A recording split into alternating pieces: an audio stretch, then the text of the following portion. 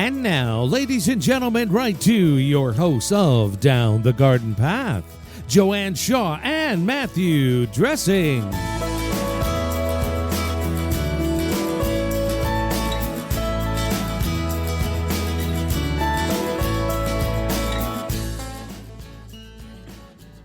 Hello and welcome to the 9th season of Down the Garden Path, where each week we discuss down-to-earth tips and advice while doing our best to help you seasonally manage your garden and landscape.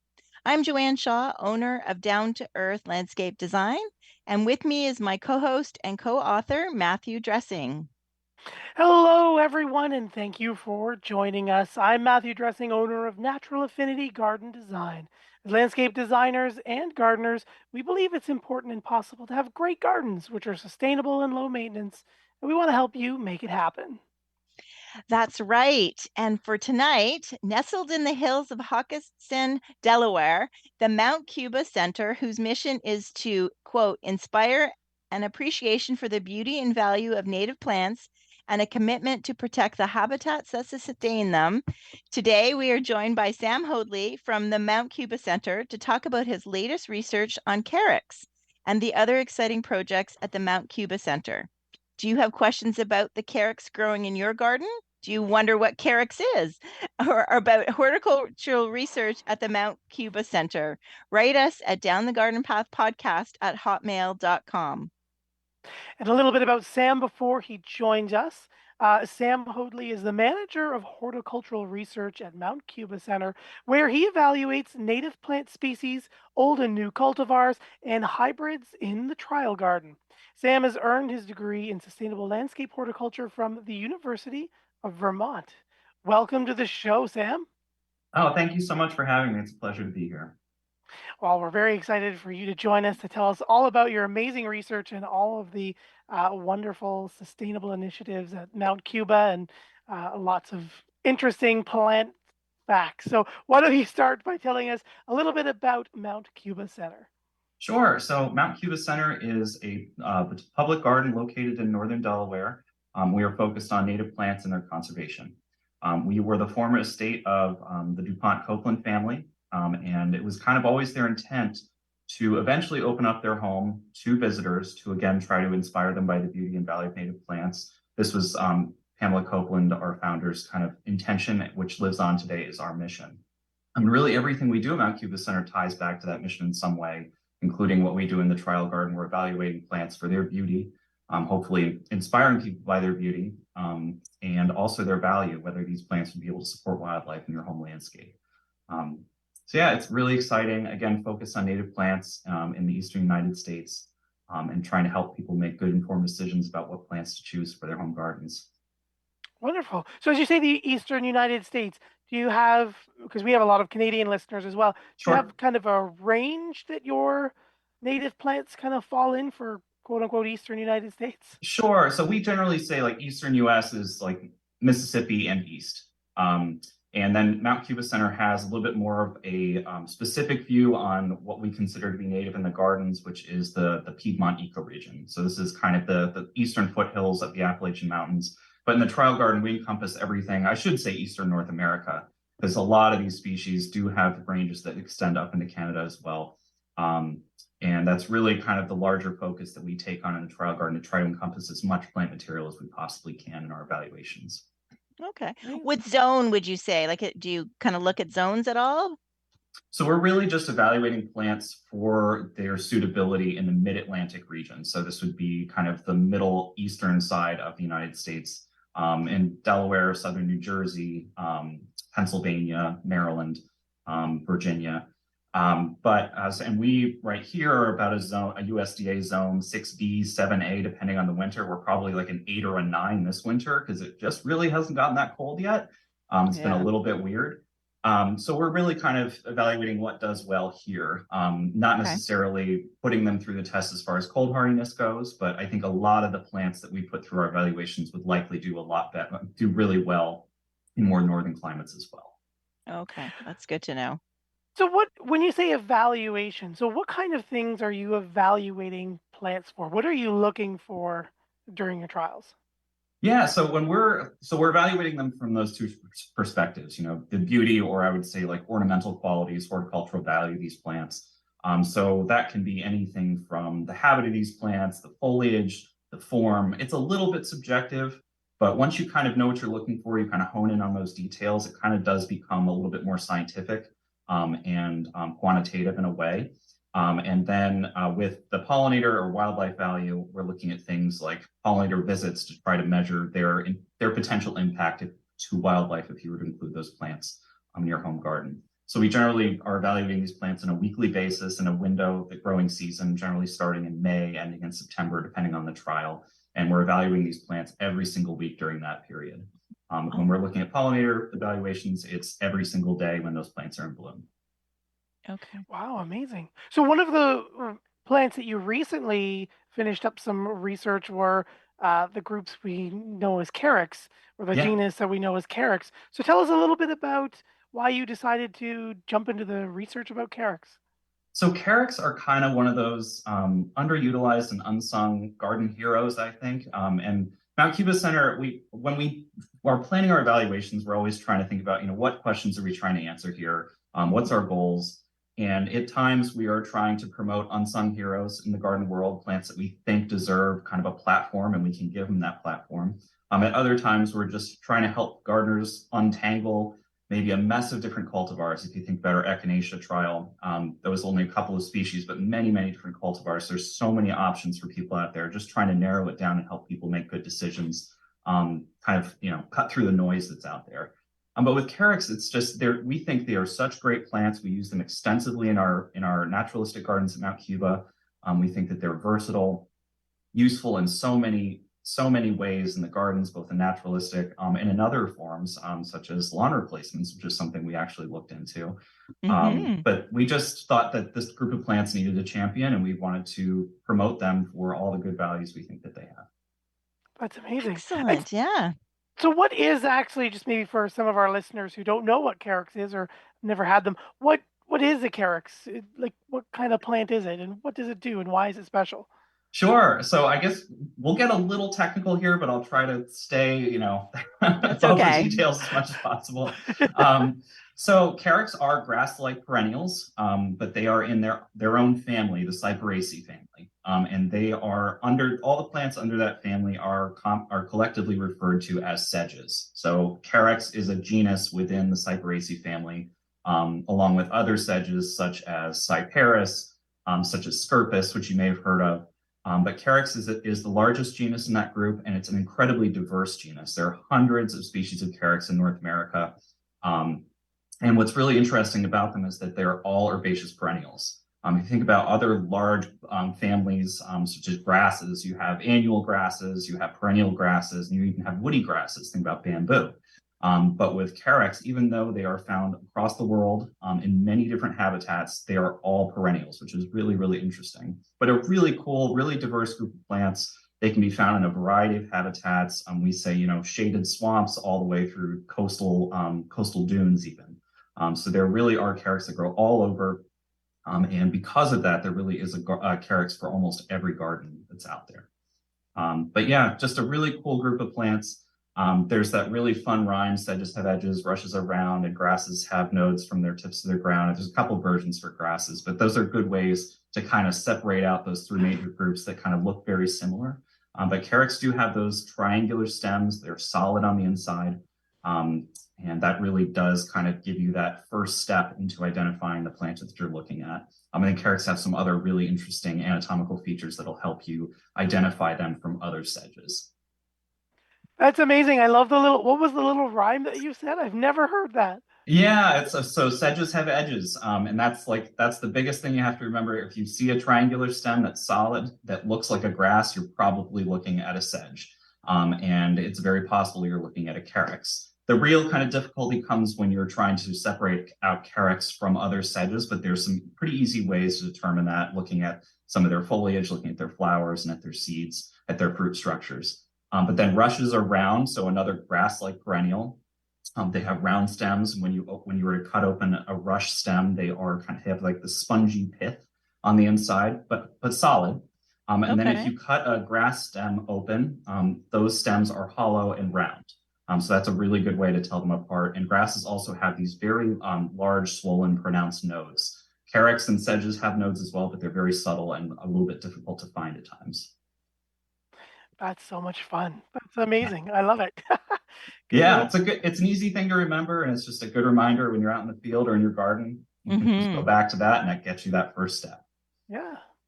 Well, thank you very much. You've actually answered one of our first questions from Karen.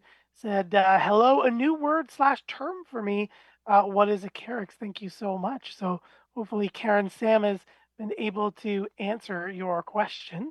And I think poor G-Man thought we said carrots. Oh. So we need to pronounce better, I guess. Gotcha. So we are talking about Carex. Yes, so slightly yeah, different so thank plants. you. Yes. That's right. That's right. So Yes. so yeah. So imagine the word care with an X on the end of it. That's right. So Carex. That's right. Yeah. We've also have Henry's written in and says, hello. When you say native plants, are those plants typically grown in a special location? I'm not sure. I think you touched a little bit about that already, but do you in the Mount Cuba Center have a specific definition that you define as a native plant? You were saying the Piedmont ecoregion. Yeah, so we have a couple definitions of native, and it really kind of depends on, you kind of have to make that definition for yourself. So our definition is that Piedmont ecoregion, and then the Trial Garden's definition of quote native is Eastern United States or Eastern North America. I know people who get as specific as saying like, I want to only grow plants that are native to Northern Delaware. And it kind of just depends on your goals in your home landscape or what you're kind of going for. If you're going for like hyper locally native, which is, an admirable goal, sometimes difficult to do just because of plant availability. But there is that level of native, and there's, some people consider all of the plants that grow in North America to be native plants. So just kind of determining what your goals are, what you consider to be native is kind of one of those first questions you need to answer for yourselves. Okay. That's wonderful. Yeah, great definition. Yeah, it does really kind of come down to what you want, your own goals, and what you see as native for sure. So going back to our Carex, you evaluated over 70 different types of Carex in your research. So what were some of the factors that you used to evaluate all 70 different specimens? Were all 70 native? Sorry to interrupt. Great question. Yeah. Yeah. I had no idea that there, I would have thought it would be like hostas and they've been hybridized like crazy, but there's 70 varieties of native.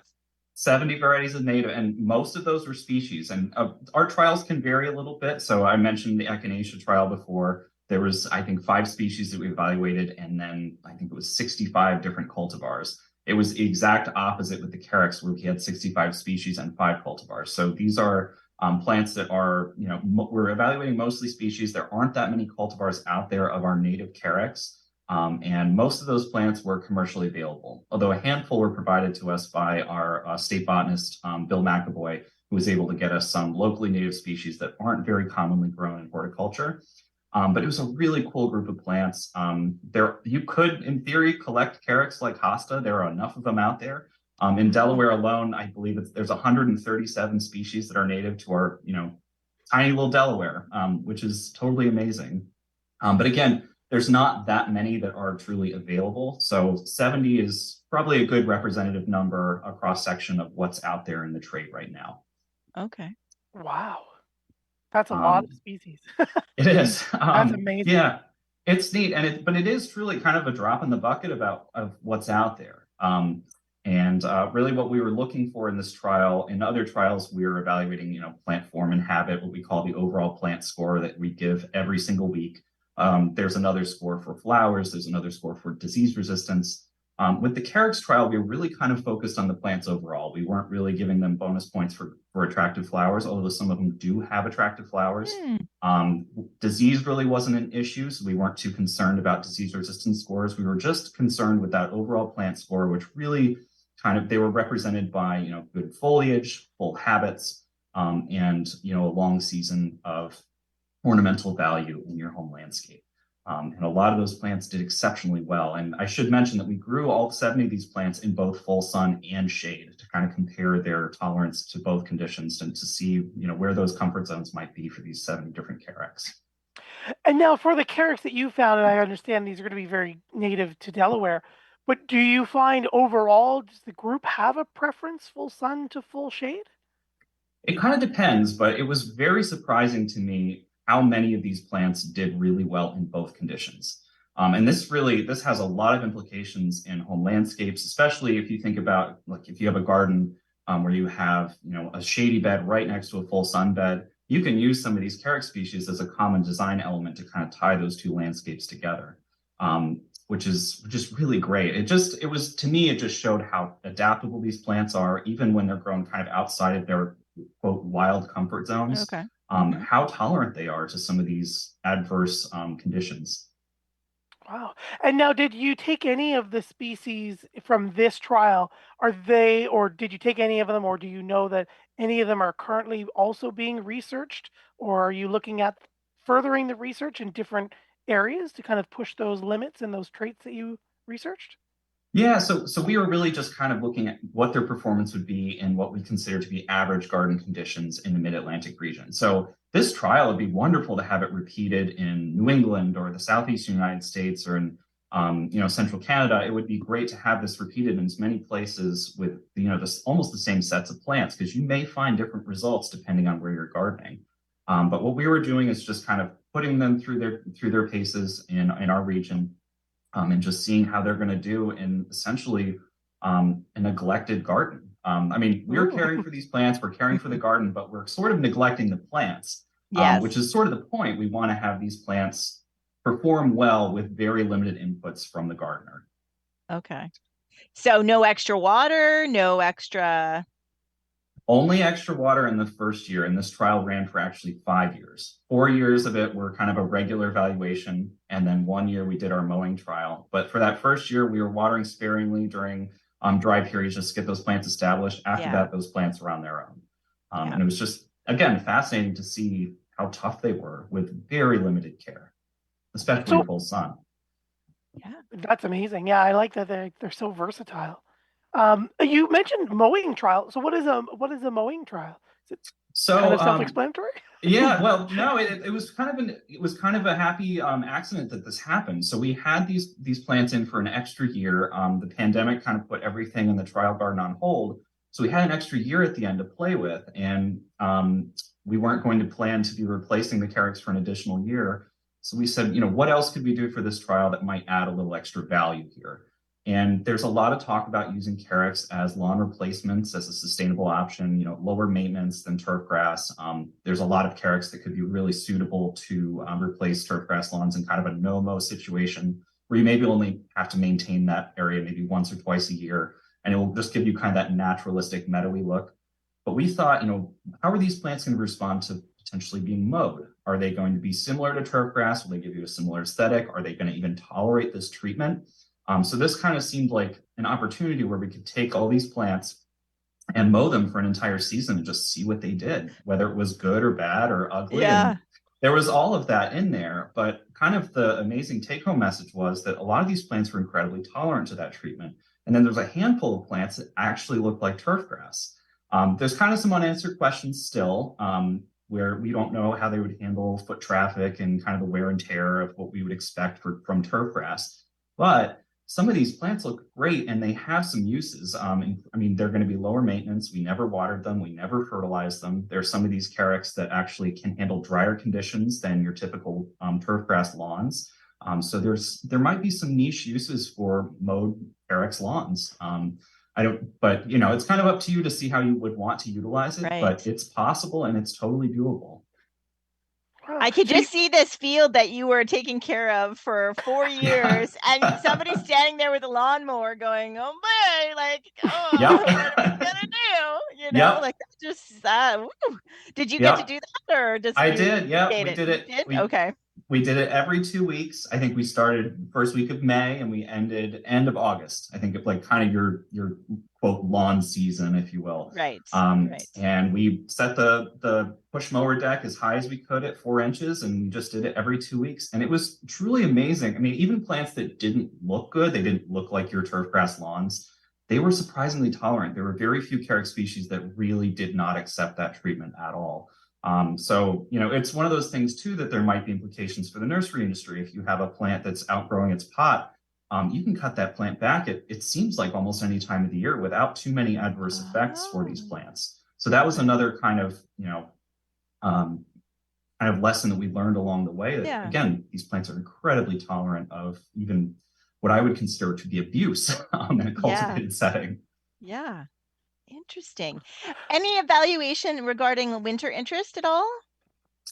So with Carex, we did note whether they were evergreen or deciduous, and we have that mentioned in. We actually have a downloadable spreadsheet with basically all the traits you can imagine for all of these different Carex, which can help you make decisions and make lists for your home landscape of plants that might work for you or what goals you're looking for. But yeah, there's a lot of these Carex that actually do look quite good over the winter. Several of them are as close to evergreen as we could get. Including Carex plantaginea and Carex cherokeensis. I'm sure Carex plantaginea would be hardy for you. Carex cherokeensis, it would be worth giving it a try. But they are really beautiful plants, particularly if you protect them from a little bit of winter sun. They're going to be really beautiful and dark green all winter for you. Wow. So as you say, it's available on your website. I don't think we've really said anything about the website. So you can go to mountcubacenter.org. Mount spelled just the short form MT. Yep. So MT Cuba Center. Center is ER versus RE for some of our maybe Canadian listeners. Right. .org. Yeah, and the /research, and you can get to all the trial garden information. And I should mention, we write up all of our results in these research reports, which kind of highlight the best of the best and a lot of, how to use them in the garden, wildlife value, the ecological lessons that we learned from these various trials. All that information is on our website. You can download the PDF forms of those reports for free, and we have descriptions of every single plant that went through our trial ever, even the plants that didn't do so well, because we like to try to talk about maybe why they didn't do so well. And especially with the Carex trial, we are promoting these top plants, these top 16 plants from our trial. But because this is so species heavy, there's not a bad species. It's just there are plants that are tolerant of the conditions we put them through. There are other plants that maybe wanted the soil to be drier, maybe they wanted the soil to be more wet. And we have lists on our website and in our research report of those plants for people who might have, wetter than average garden soils or drier than average garden soils, where those plants might actually be a perfect fit for their home landscapes. Wow. That's awesome information. Yeah. Now, do growers so I get that your information is on the website, and I can't wait because as landscape designers, I'll have something new or better to put in people's gardens. Our clients' gardens is great. But do you also push this information out to growers, or do growers they're sitting there waiting for you guys to finish your study so that they can adjust? Because I right away want to send the spreadsheet to our local growers and give them that information. Is that the goal? Yeah, so our two big target audiences are homeowners, people who are ultimately gardening with these native plants, but also the nursery industry, because they really kind of go hand in hand. If the nursery industry doesn't have the information, they're not producing these plants, it's not available to the homeowners. So we really want to be both promoting the demand and the supply of these plants. And recently, we've really been trying to take steps to proactively communicate some of our results early to the nursery industry, even with that caveat that the trial's not over yet, but at year 2 out of year 3, out of a 3-year trial, these plants are the ones that are looking really, really good. And these are the ones we're probably going to be promoting at the end of this, pending some unforeseen circumstance where the plant might crash in the 3rd year, which is very unusual. So we've been trying to get that information out a little bit earlier, just to give a little bit of lead time, so that if a nursery were to want to start producing some of these plants that we found that are really great, they'd have a little bit of time to prepare for that. And now, would they have to go out and find the species that you're recommending themselves, or do you have contacts? Do you help local nurseries and find the supply of the plant material as well? A little bit of both. So if it's a plant that is already commercially available and may just not be grown very much, it would be kind of up to the nursery to procure those plants and put them in production. If it's a plant that maybe we collected that is not out in the nursery industry, we would be taking steps to try to infuse that into the nursery trade, distributing that to nurseries that we think would be a good fit for that type of plant material. And I think that's going to happen more and more as we do more of these species-heavy trials, where some of these plants just might not be grown, and we may have the only source currently of it. So again, trying to get those plants into the hands of the nursery so that they can get those plants into the hands of homeowners, where we're really making a conservation difference. Okay. Wow. And as you say, nursery industry, what about sod farms? Are there any lawn alternative companies who are interested in your research as well? I think someone needs to get on it. Okay. I think it would be very interesting. It might be a very niche market, but I'll tell you what, some of those Carex, when we actually had to rotate out the trial, because when a trial ends, it has to come out and we make room for the new trial. So when we removed the Carex that were in the full sun, a couple of these plants that are rhizomatous that really make those beautiful mats, like Carex pennsylvanica, Carex woodii, we were able to cut them just like sod and roll them up just like you would see at a sod farm. It was incredible. And I was just like, well, here's your turf grass. You could just roll this right back out somewhere. So yeah, I mean, in theory, you could do it. And I think there could be a niche market out there someday. Who knows? And so did you mention that in the research notes that like maybe available on the website, that you could roll it like sod? Or I don't know if we ever did. I have pictures of it, and just because I was like, this is wild. But but it was very very interesting. And those rhizomatous species in particular I mentioned, pennsylvanica and woodii, are really good candidates for lawn replacements, just because they are rhizomatous. They're constantly kind of knitting together, and they do form these mats. They hold the soil together really well. There are other Carex species that did handle the mowing really well, looked good, but they were more plump forming species. Which that's not necessarily a bad thing, but you may have to plant more of them to kind of make a continuous planting, where these other species are going to really knit together and constantly mend themselves over time. Okay. Very cool. So to a gardener's point of view, does that mean that they're invasive, like in the sense that they kind of take over? Yeah, and I think Carex do kind of have a little bit of a reputation for being aggressive, and I don't think it's earned in most cases. I think most of these Carex species are, if you will, well behaved in cultivation. I will say there were a couple of species out there that I would classify as aggressive, but I wouldn't necessarily say that's a bad thing.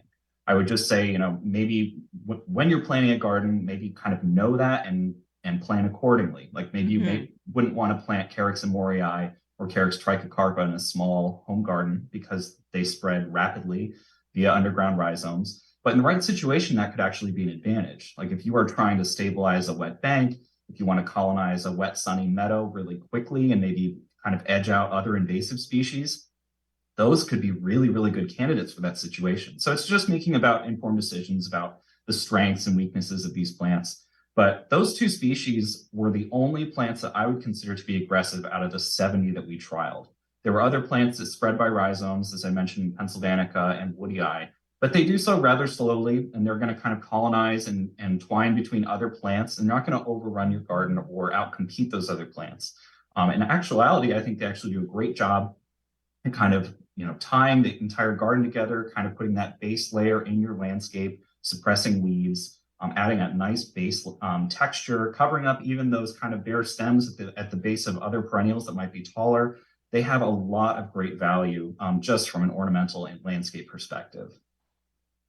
Amazing. So just before we finish off kind of our, what did we learn? Were anything else, any other amazing Carex results that you want to share about the trial? Sure. So we are always looking at, we look at these plants from those two perspectives, and I've talked a lot about their, ornamental and landscape qualities. But Carex were kind of a challenge to measure their ecological value. Because they're wind pollinated, we weren't able to look at, a pollinator interaction like we would have been able to look at with our hydrangea study or with our echinacea study. So we weren't actually able to kind of measure the individual plants' potential ecological value if you were to plant them at home. but it doesn't mean that nothing's happening. It's just a little bit more subtle, and it's a little harder to observe from a scientific perspective. But we did see a lot of interaction. So Carex do a great job at providing habitat for a number of species of invertebrates, mammals, birds. They provide food from their fruit for small mammals and birds as well. And the plants themselves can be host plants for a variety of butterflies and moths. And when we started to look for these caterpillars, we started to find them. And in a couple situations, we actually saw the adult form of that caterpillar and moth later on. And so we were seeing this one insect complete its entire life cycle within the trial garden, which was fascinating. And again, just kind of, I don't know, it really kind of makes you think about what you can do in your home landscape and how much value you can be providing, even in a relatively small footprint. And Carex are providing that value as well. It might not be the showiest value. You might not be able to see that pollinator interaction, but there's a lot going on there. And there's some really cool wildlife interactions that you wouldn't be able to necessarily see in your home garden, but are happening out in the wild all the time. There was one really neat relationship between an endangered bog turtle, which is North America's smallest turtle, and Carex stricta. And we've been working with the state of Delaware to grow Carex stricta from Delaware, which has been brought to us. We propagated it and given it back to the state, who has then planted it in suitable bog turtle habitat. And we're seeing clutches of eggs being laid in these mounds that the Carex stricta makes in these wetlands. So it's working. Conservation in action is actually working. And it's just this really cool, fascinating relationship that this Carex has with like an endangered species. So there's a really neat story about that in the report. I encourage you to read it. It's totally fun and totally cool. Oh, that's great. It is good to know, because I think when you think of pollinators, we're all thinking about something that flowers, right? Sure. And so it is good to know that other insects and, like you said, birds, and to see that whole life cycle from caterpillar to butterfly. I know Doug Tallamy talks a lot about like plant specialists or like specialists. Like, did you determine, was there a specialist there? I'm sure there were, and it would have been great to spend a lot more time identifying some of those caterpillars we saw. Yeah. One of them was yellow-collared scape moth, which does specialize on other sedges, Carex included. And it's also a semi-specialist on goldenrods, which is another plant that we're trialing. So we saw the caterpillars of this moth on the Carex in our trial, and then we saw the adults on the goldenrods in our trial, which was, again, totally cool. You could see, all stages of this insect's life cycle being supported in our trial garden. Oh, that's cool. So horticulture, I love where horticulture and etymology kind of like meet, right? Oh, it's totally fun. Yes, absolutely. Yeah, that is very cool. As we reach the bottom of the hour, I'm going to jump in and do my thing, saying thank you, everyone, for joining us here live on Reality Radio 101. Thank you as well if you have downloaded or are streaming our podcast on your favorite podcast provider. I'm Matthew Dressing here with my co-host and co-author, Joanne Shaw, and you're listening to Down the Garden Path. Joanne and I enjoy hosting Down the Garden Path each week, bringing you interesting and relevant topics to help you achieve a great garden. We learn right along with you from our research and from the wonderful guests that join us here on the show, like Sam Hoadley, who is joining us from Mount Cuba Center, talking all about his research on Carex and the other wonderful plant research projects Mount Cuba has going on. Don't forget, you can spend more time with us down the garden path. Follow us on Instagram and Facebook at Down the Garden Path Podcast. You can find us as well on your favorite podcast provider. And while you're there, please hit that subscribe button to be notified of new content. Please don't forget to like, share, and leave us a comment. We love hearing from you. And you can always write us here, Down the Garden Path Podcast at hotmail.com. So, Sam, as we're talking about amazing Carex research, we were talking about lawns. We haven't moved into the Carex moving into the lawn industry yet, but have you heard anything about the Carex industry or the lawn industry moving into more perennial grasses or herbaceous grasses? I think there's definitely a desire for alternatives and for lower maintenance and, maybe more ecologically sustainable alternatives. And I think Carex always kind of rise to the list of those, potential plants that could fill that niche. I think there is kind of a desire and like a love for that turf grass look And if we can give alternatives that perform a similar aesthetic, but maybe are lower maintenance, and provide maybe a little bit more ecological value, I think that's kind of a win-win. So I think it's something that I think we may see catch on, especially in certain niches in home landscapes. But I think it'd be really fun to just see what people do with this information and how they use it in their home gardens going forward. Wonderful. Yeah. So We do have a question from Hank. He's saying, interesting show tonight. My question is it possible to propagate offshoots from Carex grasses? Thank you. That was a good question. Good question, Hank. Yeah, so you can divide Carex actually quite easily, if that's what you mean by offshoots, especially the rhizomatous species, those runners, you can easily remove and propagate that way. Carex are very easily divided in spring and fall, which would be my recommended times to lift them and divide them. You can almost do it just like you would a hosta. That's kind of when there's a lot of active root growth at that time, and the plants would recover relatively quickly, especially in those cooler seasons. But yeah, it's totally doable, fairly straightforward, fairly easy. It's a good way to add relatively established plants relatively quickly in your home garden, and share with neighbors and other gardeners as well. So Sam, you say cool seasons. Sometimes we'll talk about cool season grasses and our warm season grasses. Do Carex fall into the cool season, most of them, or? Yes, I believe it's all of them actually are cool Ooh. season perennials, which is really interesting. And one of the things we kind of were unsure about what we would see is when we did that mowing study, I kind of expected these plants to bounce back relatively quickly in spring as they're putting a lot of active growth. And that's the time when they're growing most, is those cooler kind of bookends of the season in spring and fall. I kind of expected to see a little bit of a slowdown in summer, but surprisingly that never happened. These plants continued to grow even though they were kind of being, all that material was being removed every 2 weeks during the summer, which was another kind of surprising find from that mowing study. But they are doing most of that active growing in spring and fall. Wonderful. Bob has a follow-up question as well. Hello, Tonight Garden Show. When should you prune back or cut ornamental grasses? So maybe just looking through the lens of our Carex, is you said spring and fall is really the best time to do that? So we did, in the trial garden, we would do kind of a big spring cleanup, or kind of late winter, early spring. We generally shot for around, mid to late March. There are some Carex that are blooming in March in the Mid-Atlantic, including Carex plantaginea and Carex eburnia, so blooming very, very early. And we always wanted to try to beat those blooms before they started to, come out and flower.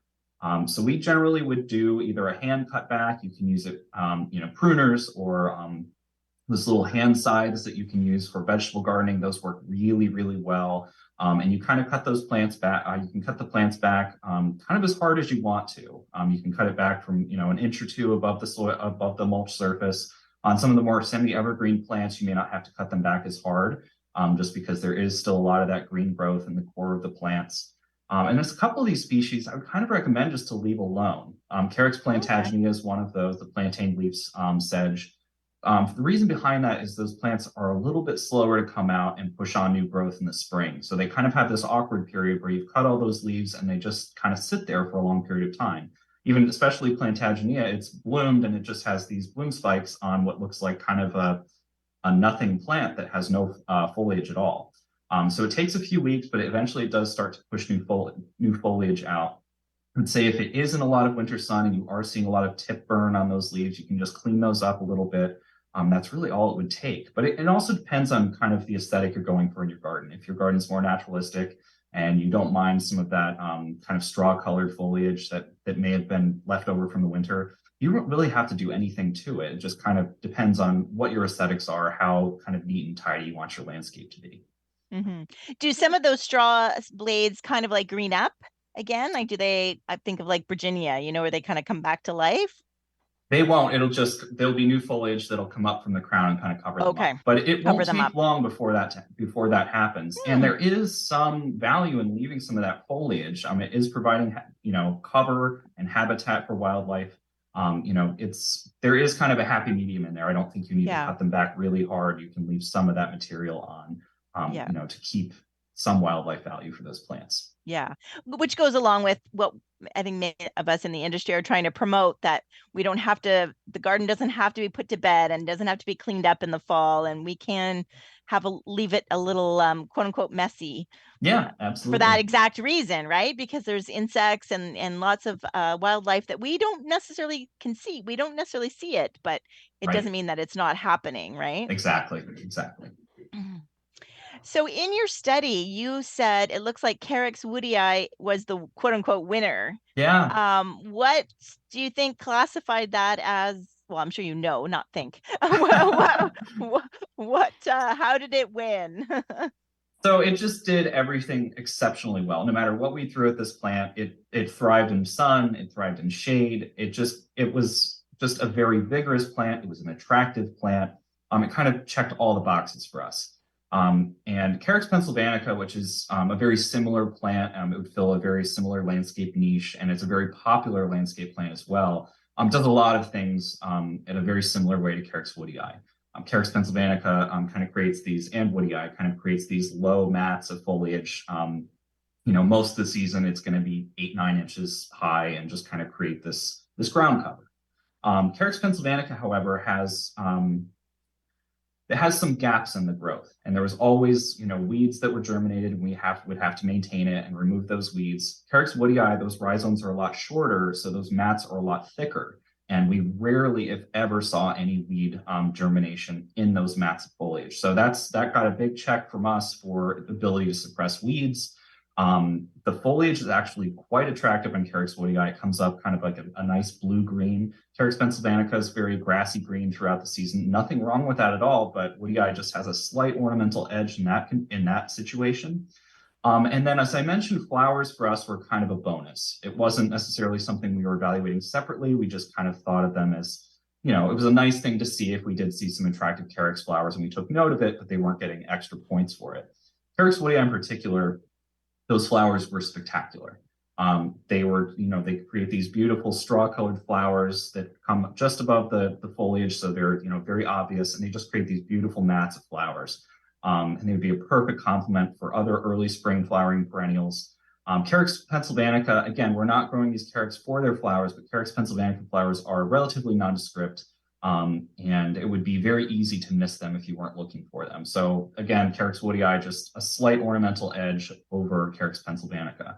I should say, though, we did have a cultivar Carex pennsylvanica called Straw Hat that was introduced by Brent Horvath at Intrinsic Perennial Gardens. And it had beautiful flowers, so much more ornamental flowers than the typical straight species. It didn't spread as much, or it's sort of the middle ground between a spreading plant and clumping plant. Beautiful plant, if you can track it down in the nursery trade. But it's very similar flowers to Carex woodii, very ornamental, and really kind of one of those plants where, again, we're not growing it for those flowers, but maybe for those two species, or that species and that cultivar, might be worth growing it for those flowers. Interesting. Yeah. So, and the Carex woodii, this didn't necessarily factor into its overall score. Handled the mowing beautifully. It was spectacular in full sun and shade. Unfortunately, Carex woodii is not as available as Carex pennsylvanica in the trade, although we do hope that will change in the future and it will become more commercially available going forward. Interesting. Very nice. Is there somewhere that maybe our listeners might try to look for Carex woodii?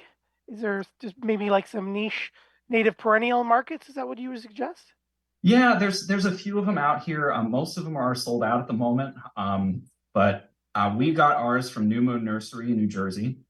I would keep an eye. I'm not sure if Isle native plants ships to Canada, but it's something to look out for as well. Isle does a great job. They're basically a hub for distribution of wholesale plant materials to a retail market. So as a homeowner, I could log on to Isle's website and search for Carex, and you could come up with all these different wholesale nurseries that are growing Carex species and order a flat of it as a homeowner without needing that wholesale account, which is wonderful. There's another website and another nursery that I think is really really a wonderful source for information on Carex, and if you're interested in growing Carex from seed, is a really, really great resource is Prairie Moon Nursery. Yeah. that's another really good one. Again, if you're looking for information, if you want to buy seed, Carex seed can be a little bit challenging, but it's a great way to add a lot of plants to your garden in a relatively inexpensively. And it's definitely worth trying out. Okay. So Wonderful. do you think, is it easy, like, so it is challenging to grow from seed for typical homeowners? It can be. It's just a lot of them do need a cold treatment. So as with a lot of our other native perennials, they need that kind of cold, moist stratification period over the winter, which can be as straightforward as putting them in the refrigerator over the winter or direct sowing that seed in the fall into a garden bed and kind of letting it go through that natural fluctuation of temperature throughout the next couple of seasons. And hopefully you'll see some germination the next year. Some Carex are a little bit slow to get going, but once they do, they'll establish rather quickly, and they'll be tough garden plants, as we saw in the trial garden. And I should mention, from our trials, we did grow a handful of these plants from seed, but a lot of them started off at roughly a plug size to a quart size.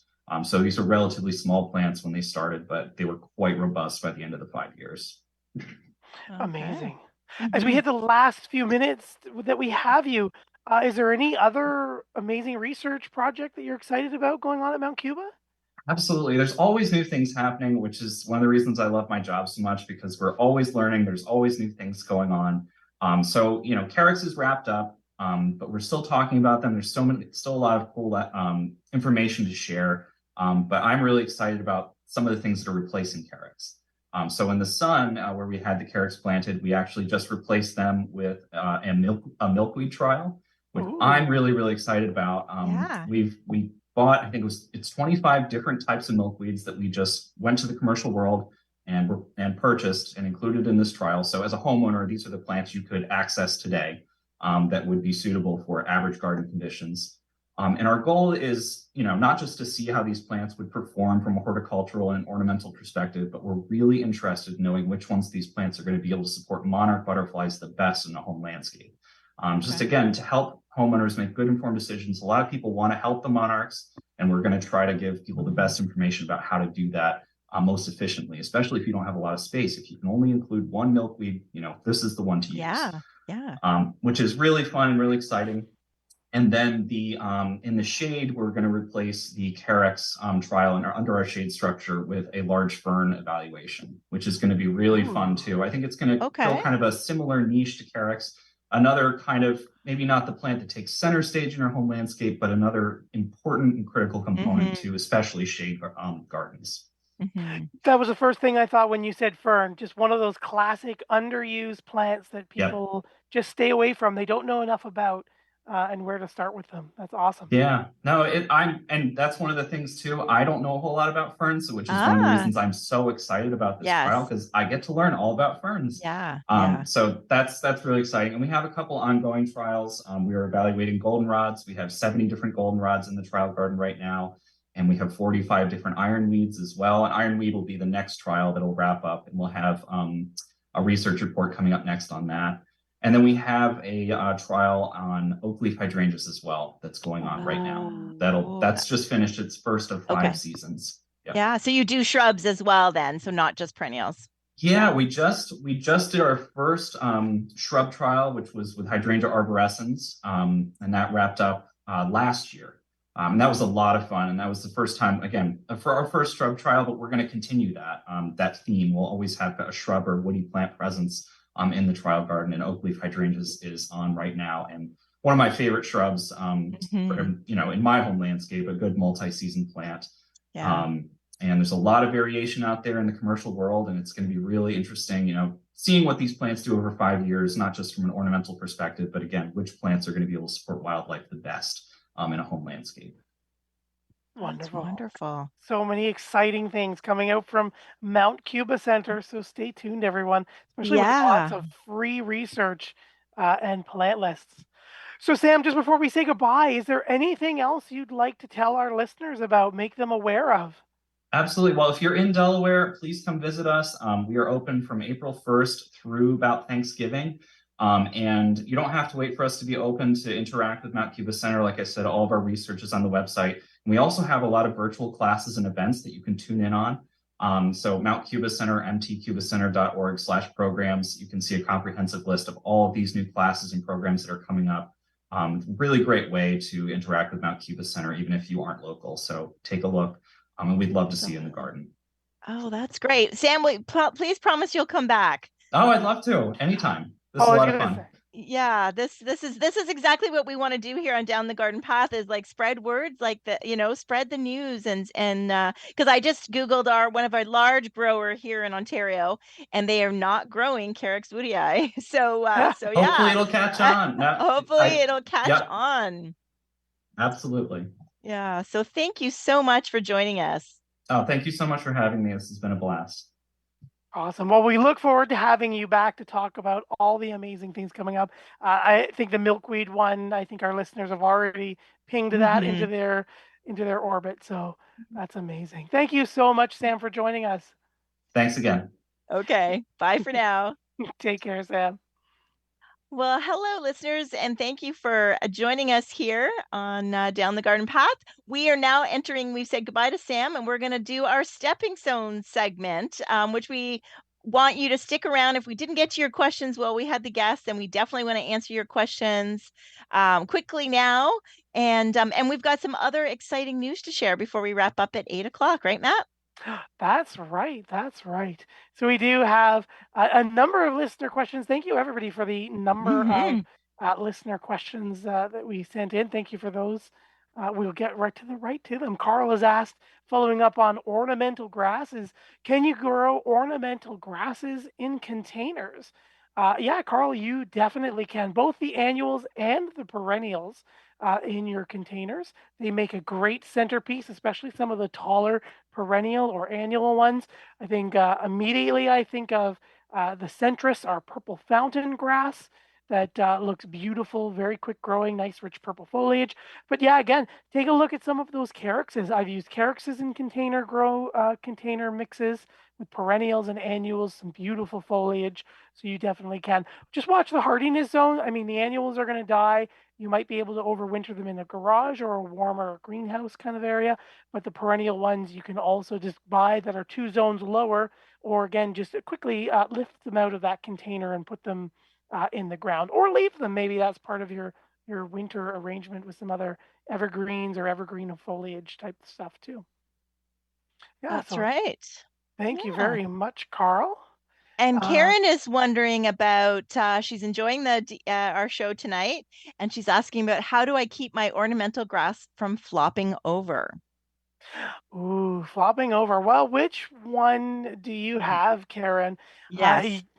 Yeah, some of them are a little bit more open. I very quickly go to Miscanthus sinensis, the strictus, versus Zebrenus, the porcupine grass with the large Miscanthus with the bands. Porcupine tends to stay much, much tighter naturally than the zebra grass. It tends to open with age and gets some openings in the middle, and it kind of flops over, loses some stems that way. So sometimes it can be very much the species. Do you have it in a windy location? Do you have the right conditions that it will like, which will go to fortifying and making sure the plant has that optimal condition to be its best? Is it in the full sun that we want? Again, most of those ornamental grasses are sun loving. They like all that sun. Versus our Carex, some of our Carex, which like that shade a little bit more. That's right. That's right. And I'd also say, if you baby them, if you're giving them fertilizer or too much water, then they are like, that's not, you know what I mean? Then you will tend to create, unfortunately, like a weaker plant in my experience. So they really do thrive on neglect. They thrive on dry conditions. So if they're taller grasses, Karen, then sticking to something like that and making sure it's not in a wet area. It's you don't need to give it a lot of compost or fertilizer or anything like that. They thrive in kind of in the poorer conditions, which is a good feature. But definitely look at some of the varieties, because even I think of it, Shenandoah. It also, like the first couple years it's fine, but then year 3 and 4 they do start to fall over a little bit.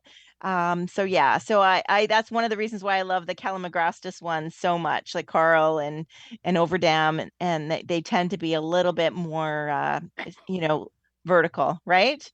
They Yeah. do very well. I was motioning like a kind of noise to Joanne because they're Yes. everywhere around us. but Yes. they Yeah. are They are still being very overplanted. sweet, but Yeah. But that's a reason why. yes, So, because they are so tough. yes. And considering we're talking about lawns, Matt, should we end with Brett and his question about spring fertilizer? I'm going to say no. It's still too early. Too early to put spring fertilizer. Yes, even though the ground is frozen, we don't even want to. We don't want to put anything down just yet because we're going to get the wash away and some flood. But also, Brett, we want to start with our fall fertilizer again. If you didn't put any down before, so hopefully you did your winter fertilizing, which is going to put a second dose of your fall fertilizer on. That'll be on again now as our grass is slowly waking up and our lawns are squishy that we don't want to be out on. So hopefully she's already got some food. And then spring fertilizer, again, depending on where you are, Brett, here in the GTA, it's that May 2-4 weekend where the grass starts to get up to that 2 inches, nice and thick and green. That's when we start to want to really get out there. It's not spongy. She's actively growing. She's ready to give you that spring push. That's when she'll feed for that nice spring fertilizer. So you do have some time yet. You do have some time yet. Yes, stay off the grass. It's not even Valentine's Day, which is tomorrow. But yeah, and we do, as in the last couple minutes, we're going to rush through some of our announcements, but you can read more about them in our show notes as well. You are now have the option of watching or listening to our show on YouTube. Not watching, you're not going to see us. It's still going to be audio only. You can watch our graphic, but yeah, so the show is now available on YouTube. So if you missed it, you came in partway through and you don't download off of onto a podcast and you want to listen on YouTube, then check us out. Matt, what's the address? That's right. You can just search Down the Garden Path Podcast or at Down the Garden Path Podcast, and you will find our YouTube channel. So we are posting there, and it is my job to slowly populate past episodes. So if you want to see more, we will be adding a lot more content shortly. So definitely check in regularly and stay tuned. That's right. And our next biggest announcement. Yes, another app. You know what? We've had some questions about how some of our listeners can support us and the podcast.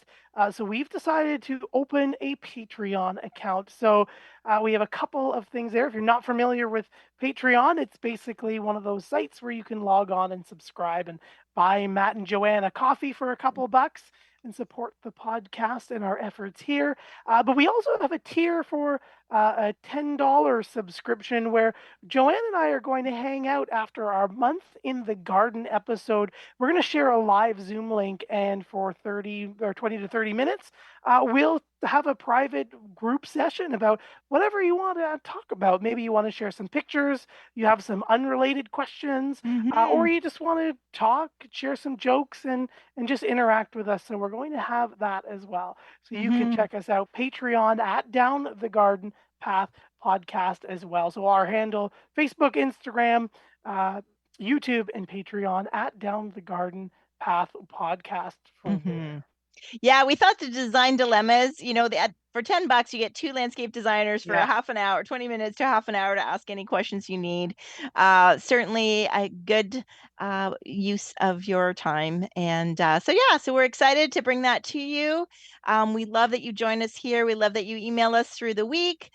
Please also visit our Facebook page and post questions and memes there. We'd love that as well. We're trying to hang out there more often. For our listeners that are there. But what a great show. I can't wait to have Sam back. Yes, Sam will definitely be back with lots of interesting plans. Definitely check out your Carex. Joanne and I definitely design with our Carex and are even more inspired to do so in the future. Absolutely. Now, after talking to Sam. Thank you, everybody, again for joining us here on Reality Radio 101. We'll see you next week, same time as we talk with Katie DeBow and all the trends, the Garden Trends Report for 2023. See what's trending next Monday. Until then, have a wonderful week. Happy Valentine's Day from everybody here at Down the Garden Path, and we'll see you then. Take care.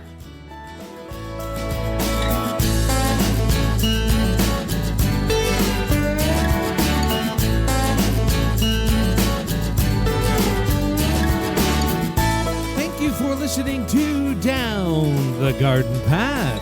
with your hosts Joanne Shaw and Matthew Dressing, right here on Reality Radio 101.